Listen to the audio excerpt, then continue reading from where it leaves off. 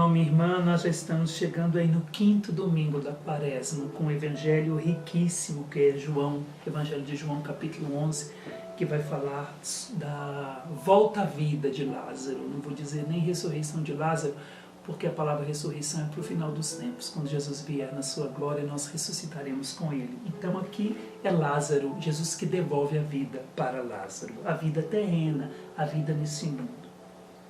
É um evangelho riquíssimo. Poderia falar para vocês de Marta, poderia falar de Maria, poderia falar do gesto de Marta, de ter ido até Jesus, e de Maria ter ficado sentada. Nós poderíamos explicar sobre essa palavra ficar sentada em casa, explicar como que era o luto para os judeus e por que a casa estava cheia, etc.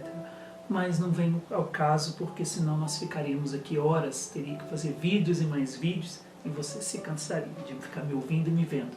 Então, hoje eu quero pegar apenas alguns detalhes desse evangelho que creio eu que serão muito ricos para nós. Então vamos lá. É a volta à vida de Lázaro, o evangelho que você já conhece, então nem vou ler, vou pegar apenas alguns detalhes. Vai dizer o seguinte, que havia um doente chamado Lázaro, um doente Lázaro que era de Betânia. Aqui nós temos o nome. O evangelho do domingo passado falava de um cego sem nome. Aqui não, esse tem nome. E o nome dele é Lázaro. A palavra Betânia significa casa do pobre no hebraico, ou seja, aquele que se apoia. Quem é o pobre? Se é a casa do pobre, pobre é aquele que se apoia só em Deus. É aquele que diz que o meu único socorro é Deus. Esse é o pobre. E a palavra Lázaro significa Deus é minha força, Deus é meu socorro. Então Lázaro e pobre, quase a mesma coisa. Porque se o pobre é aquele que se apoia só em Deus, Lázaro significa o meu socorro é Deus. Então, Lázaro é o pobre que se apoia em Deus e que espera tudo e unicamente de Deus.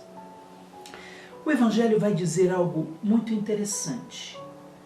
Nós teríamos muitos detalhes dizendo que aquele que tu amas está doente, enfim, você conhece o Evangelho, depois você lê o Evangelho, que a gente poderia fazer um vídeo só sobre isso aí, aquele que tu amas está doente.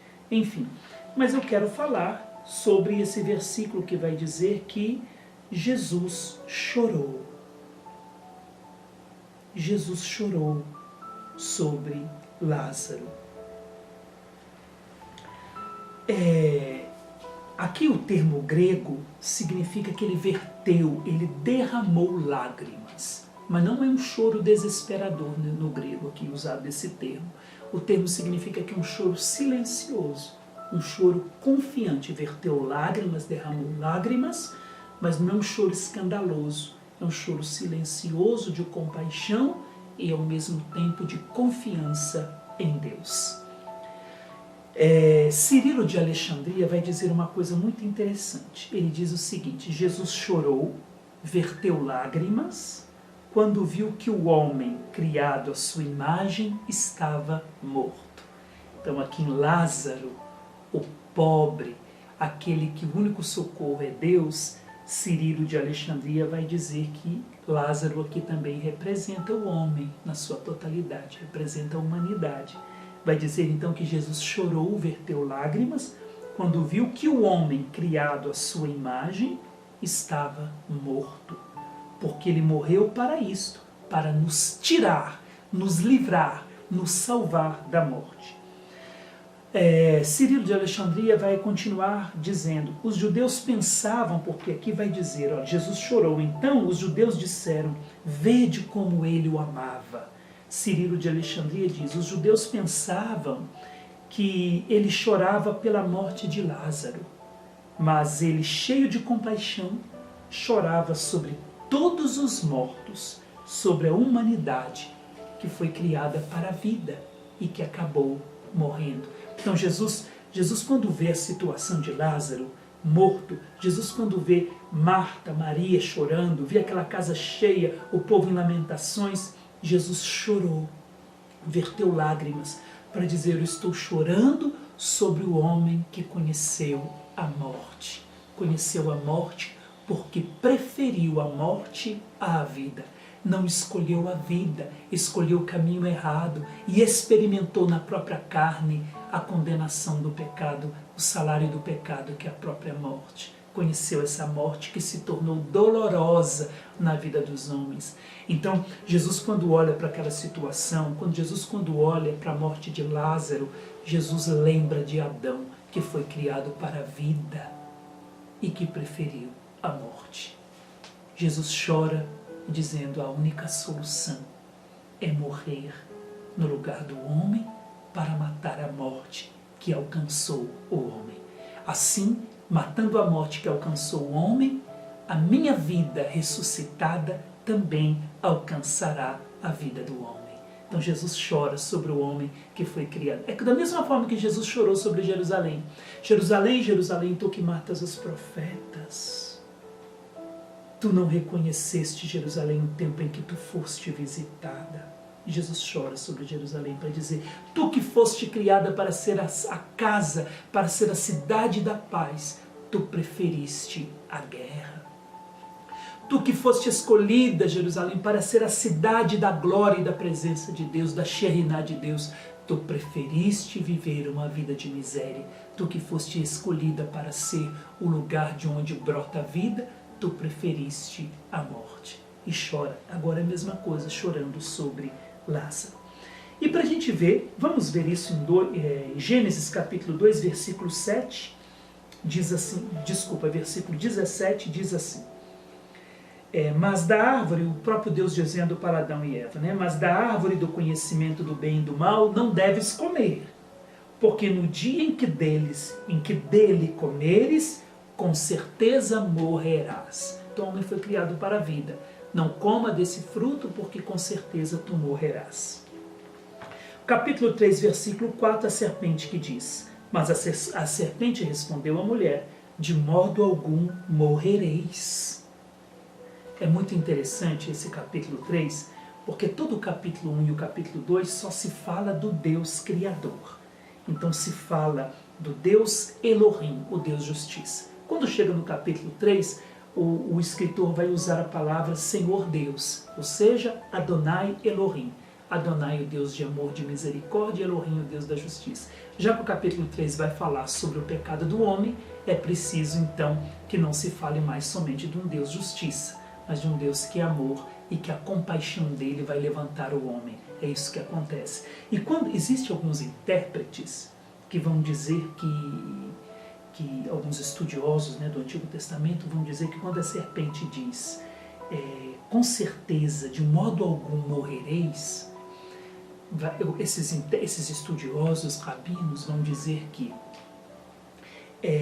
a serpente, o demônio, o diabo, a serpente não tem conhecimento pleno de Deus, mas conhece a misericórdia de Deus. Sabe, conhece assim não por experiência, mas conhece, sabe que Deus é misericordioso. Então quando a serpente diz, de modo algum morrereis, ela está revelando, é claro, não a verdade, que o diabo nunca fala a verdade, fala meias verdades, mas está revelando algo de Deus.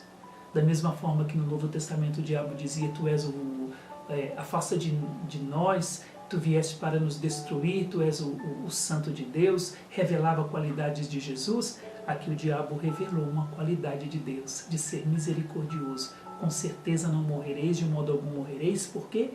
Porque está revelando que Deus salvaria o seu povo da própria morte. É o que Jesus vai fazer aqui na vida de Lázaro. Enfim, não estou aqui para falar dessa serpente, não.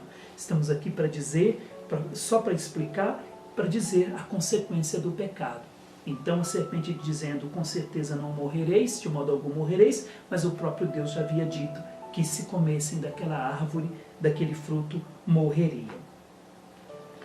Então, por isso que Jesus chora. Chora para dizer: o homem desobedeceu e o fruto, o salário da sua desobediência foi a própria morte, conheceu a própria morte. Mas eu vim para devolver a vida para o homem, é para isso que o Pai me enviou. Então nós podemos agora, se nós pegarmos o versículo 43 do Evangelho, 43 a 44, nós vamos ver assim: tendo dito isto, exclamou com voz forte. Agora Jesus já está diante do túmulo, da tumba, do túmulo de Lázaro. Tendo dito isso, exclamou com voz forte. Aqui o texto quer dizer que foi um grito. Aquela mesma voz que criou, aquela mesma palavra que saiu da boca de Deus, que a luz seja feita, uma voz forte, a mesma voz que procurou Adão onde tu estás, essa mesma voz forte agora que grita, Lázaro, vem para fora. Ou seja, tu que colocaste tua confiança em Deus, tu cujo nome significa Deus é a minha força e o meu socorro, vem para fora. Essa palavra vem para fora, no grego, significa literalmente, poderia ser traduzida, vem para este lado. Ou seja, Lázaro, saia do lado da serpente, saia da fortaleza do diabo, que é a morte, saia do lado da morte e venha para o meu lado, o lado da vida, Lázaro. Venha para o lado de cá, o lado da própria vida, o lado da ressurreição. Adão foi para o lado da morte, agora eu te dou uma nova chance. Venha para o meu lado, o lado da vida. O texto vai dizer, o morto saiu atado de mãos e pés com os lençóis mortuários e o rosto coberto com pano. Então Jesus lhes disse, desatai-o e deixai-o caminhar. Jesus tira Lázaro, e tirando Lázaro, tira toda a humanidade, tira todos os homens até Adão, da fortaleza do diabo. Padre, como que o Senhor pode dizer que Jesus está tirando, que a morte é a fortaleza do diabo?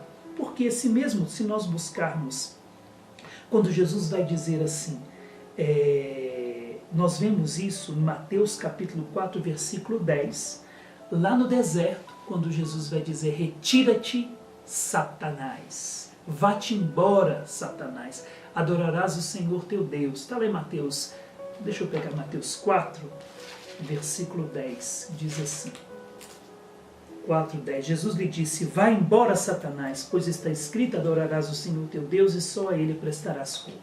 Ou seja, essa palavra vá embora, retira-te, é a mesma que nós encontramos aqui, ó. Desatai-o e deixai-o caminhar, é a palavra caminhar. Desatai-o e deixai-o ir, deixai-o caminhar, vir para o lado de cá.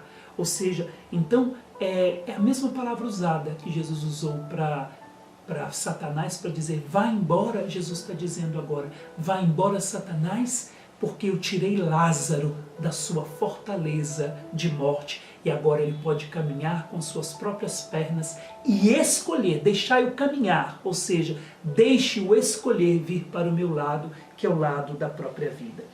E esse termo desatai-o é um termo muito importante que nós encontramos nos evangelhos, quando Jesus vai dizer, tudo que ligares na terra será ligado no céu, tudo que desligares na terra será desligado no céu, quando Jesus fala do perdão dos pecados. Ou seja, esse desataio, Jesus está dizendo, desata-o da fortaleza do mal, desata-o do pecado que fez com que ele experimentasse a morte. E esse desataio, Jesus tirou Lázaro do sepulcro, mas esse desataio ele ordenou aos seus que lá estavam. Então Jesus lhes disse, desatai-o. Essa ordem Jesus disse para a igreja que tem esse poder de nos desatar do pecado que gera a morte para nós, do pecado que nos leva para o lado da fortaleza do diabo, que é a morte. E quando a igreja nos desata pelo sacramento da penitência e da reconciliação, nós podemos caminhar como Lázaro e voltar e vir para o lado da vida. É isso então que hoje o Senhor quer dizer para nós.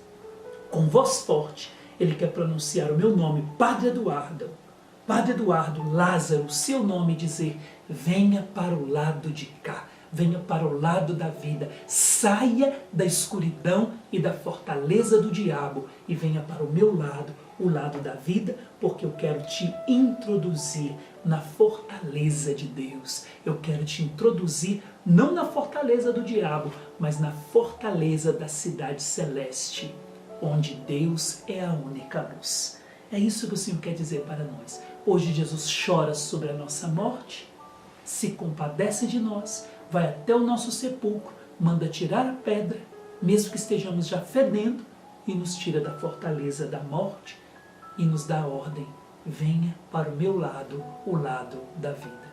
Então, experimentemos hoje nessa liturgia a vida que Jesus veio conquistar para nós. Jesus chora sobre a nossa situação e devolve para nós a vida e nos tira da fortaleza do mal e nos coloca na sua cidade santa. Amém. Deus abençoe você e lhe dê vida e vida em abundância. Para você, para sua casa e para todos aqueles que ainda experimentam a vida de morte.